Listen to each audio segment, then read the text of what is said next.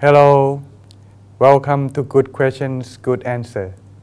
Today we have another interesting question from our audience, and Venerable Sander is joining us to help clarify the problem again. Venerable Sander, how are you? Good, good. Good? Thanks for having me on the program. All right. Well, I hope you enjoy your time in Netherlands. It's not too early for you over there, right? No, it's afternoon. Oh, okay, that's good. I think I called at the right time then. Well, at this time, many people are staying shut in and they are unable to go out. So living together with many people, sometimes it creates conflict. Sometimes we have to, struggle living the people that we don't like. So the problem come into this question is, how can we living with difficult people? Well, today Venerable Sander is going to help us clearly clarify. So Venerable Sander, what can you advise Yes. about our audience today? Yes, this is actually a very big issue at the moment. I've heard that some cities like New York or other cities in America, they have a peak in the number of divorce requests coming up now because so many people are living together in ways that they have never been before. I mean, normally when people get married, they don't expect to live together for the entire day. They normally expect to just meet each other shortly in the morning and in the Yeah, I can evening, imagine not that. the entire day. So when people are living together and working together in the same spaces often, then there is bound to be some conflict. Yeah, because they are living too close. They don't have their own space or sometimes privacy. Right. You're not used to it too, So, right? so it's important that we recognize that every problem that we have in our lives, there's always a part that we can contribute to solving it. We can change the circumstances by divorcing, but we can also change the circumstances by improving ourselves. And there's nearly always something that we can do to improve the situation. Oh, okay. Can you explain to us a little bit? Since we're speaking about living with difficult people, well, you see, we need to clarify a little bit what is difficult people and how can we That's a work good with point. them. Yeah, of course, when you start you have a heading like that. If you have a title like that, of course, you presume that some people are very difficult to live with. Yeah. I think I've actually looked it up a little bit what the Buddha said about this, and I noticed that the Buddha actually mostly recommends us to be very careful in judging other people. And when he does expand on how we should understand the other person, he says that we can only understand the other person after getting to know them a long time by closely observing them and using our wisdom. So that's important. We cannot be too quick in judging other people. That's a good point. I remember from my own childhood that there was once a case that I was very critical about somebody, and my mother told me a story that she had known somebody in her class when she was a young girl, and she always thought it was a very lazy person. She didn't look like a very active person to be around with. And then it turned out later that that person actually was very diligent in doing his homework always. So she raised this story, and she told me that it's very difficult to judge people. There's so much we don't know about them. So even the people around us that we live closely with, we should recognize that there may be some blind spots, that things we do not see in them that actually prevents us from really getting to know them. Now, if we are living together, there's an art in that. That's important that we recognize that. Living together with such people, the only choice we have is we have to understand them, right? Well, but then again, how do we know and how can we clarify them? We can look at how we live together in harmony. Yeah. And there is a Buddhist teaching about that as well. Some people think that Buddhism is only about being a monk or being a nun and ordaining and living outside of the world or something. But there's a lot that the Buddha taught about our lives in society and very practical matters like living together. One teaching that is very widely known in Thailand is the Kalavasatam. Oh, okay. There are 4 principles in living Yes. together. Okay, they are truthfulness and Development, self-control, right? yeah, self-control, self-development, patience, Yes. and sacrifice. Yes, Well, can you do clarify a little bit for in a way that people can understand a little bit? Yeah, so the first one is actually the first basic quality that you need in any good relationship. If you don't have truthfulness, you cannot live together. That's why in the 5 precepts, the 5 moral principles in Buddhism, there is also one that says we should speak the truth. Yes. If you have no truth, then it's very difficult to live together because you cannot build up confidence, or you cannot build up any faith that you have toward one another. If you do not trust each other, it's very difficult to be faithful. You cannot have faithfulness without faith. So that's true. It's truth that is the start of everything. Anytime you know in a relationship that you have to hide something from your loved one, then you have to consider that you've already thrown away half of your relationship, if not entirely. Yeah, that's true, because truth and honesty is what everyone requires in order to live together. They cannot gain trust without truthfulness.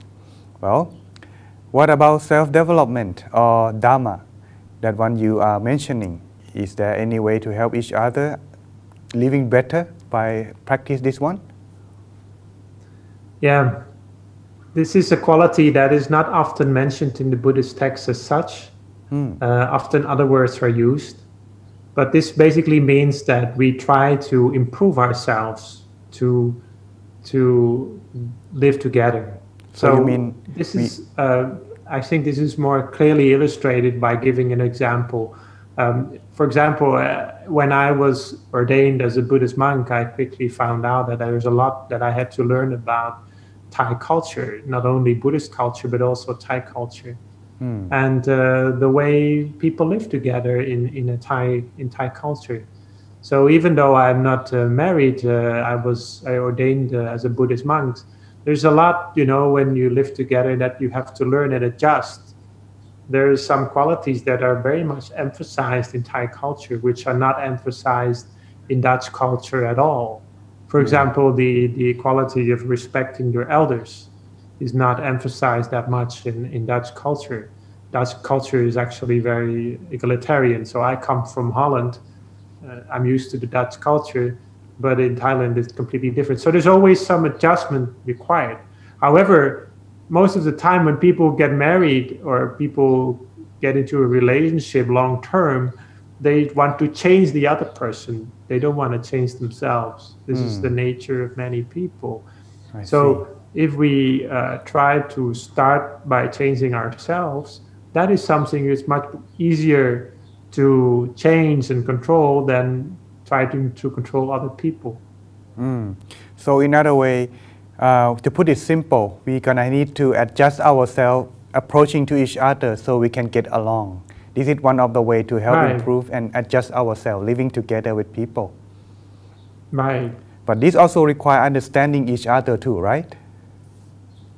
Yeah. To be able to be living together, self-control, self-development, we should first recognize that that the other person may be in many ways different than us. Okay.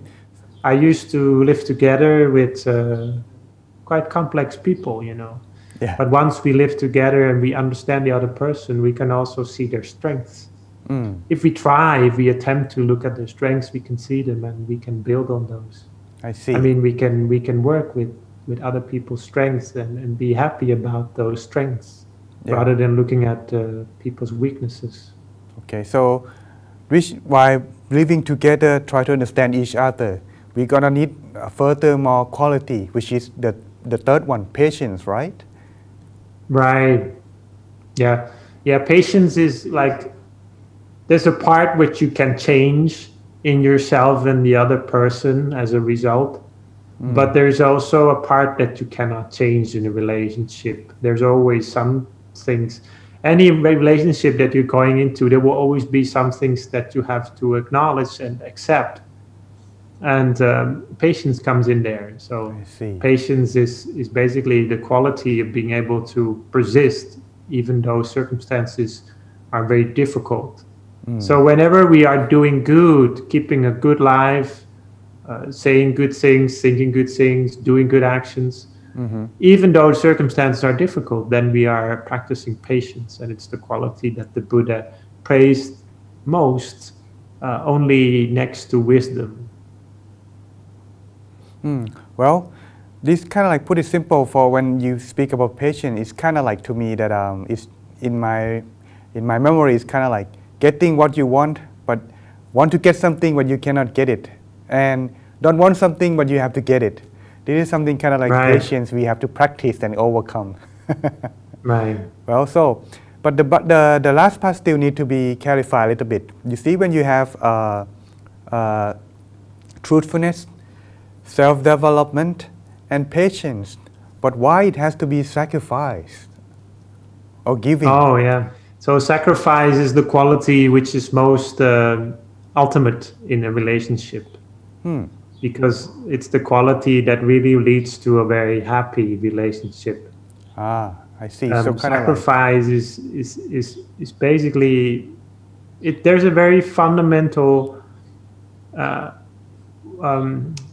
thought in there that's very essential to the Buddhist way of looking at living together and living any social role that we have. That is that any sacrifice we do, anything that we give up for another, that in itself is also a training of our own mind and character. So the greatest sacrifices that we make are often the greatest steps forward for ourselves. So in a way, a sacrifice is just something gained, not lost. That's of course easy to say, but it's sometimes hard to do. That's true. For example, there are certain comforts that we used to, a comfort zone that we have. For example, my own room, I spend a lot of time in my own room, as monks do. And there are times that I have to give up my room for a senior monk that is staying in our temple as a guest. So that's sometimes difficult for me, but I've gotten used to it, and I try to see it. I've now come to see it as a sort of training. And when you let go of something that you're very used and comfortable with, then it becomes like a quality that you want to develop and you want to take on the challenge, and it becomes something positive. So I think that we can think about many things like that. If you have a relationship and you have to share a car, you have to share your possessions, your finances, then we have to make sacrifices. And those sacrifices is not only, our life is not only about who's winning. Our life is about that the person who makes the sacrifice, that is the person who wins. I see. You know, it's many times when we are looking at life as a competition, then we are looking at life in a very limited way. So it's kind of like sacrifice in here. You just have to let go of the negative emotion or negative feeling in your mind whenever it surfaces or arises while you're living together with the people. Yes. So in here, it's kind of like ultimately forgiving, forget, and letting go together at the same time, right? Yeah. So that's so it's very important that we recognize this last quality, because sacrifice is behind everything that we want to accomplish in life that is difficult and hard. If you want to attain something better, you have to give up something worse. I see. So, for example, like you're trading in when something. you're meditating, you're giving up some some thoughts that are not helping you forward. You're letting go of your thoughts. You're allowing some things, you have to discard many things to be able to clear your mind. There's always a part where you sacrifice something to gain a better thing. So even when you are becoming a monk, you have to sacrifice many comfortable things that you could have had, but you give that up because you believe that there's something to be gained in the life that you're leading, life that you're going to lead. So any thing that we engage into, any commitment, there's always a part of sacrifice. I see. Well, thank you very much, Venerable Sander, for sharing us such valuable idea for our audience. So that way we can also help solving our life problem, living with difficult people together at this time during the COVID-19. So that's in conclusion. We have to practice our Kalavasa Dhamma or virtue for regular people or householder. Well, practice simple by maintain your truthfulness, being trusted by everyone, and self-development, improve and adjust yourself to living with people together around you. And also be patient, because everything is not perfect. But if we are patient, we can overcome this, living together longer. And last but not least, whatever that's causing our negative emotion, negative thought, we must soon forgive, forget, and letting go. So this can help us overcome how together with difficult people. So everyone, don't forget, if you are having difficult time with the people that you are living, these are the solutions that can help you to overcome. And remember, try to understand each other and you will find solution. Thank you very much for watching our Good Questions, Good Answer today. We hope to see you again in our next question. Thank you, Venerable Sander, for helping us. See you again next time. Thank you for having me on the program.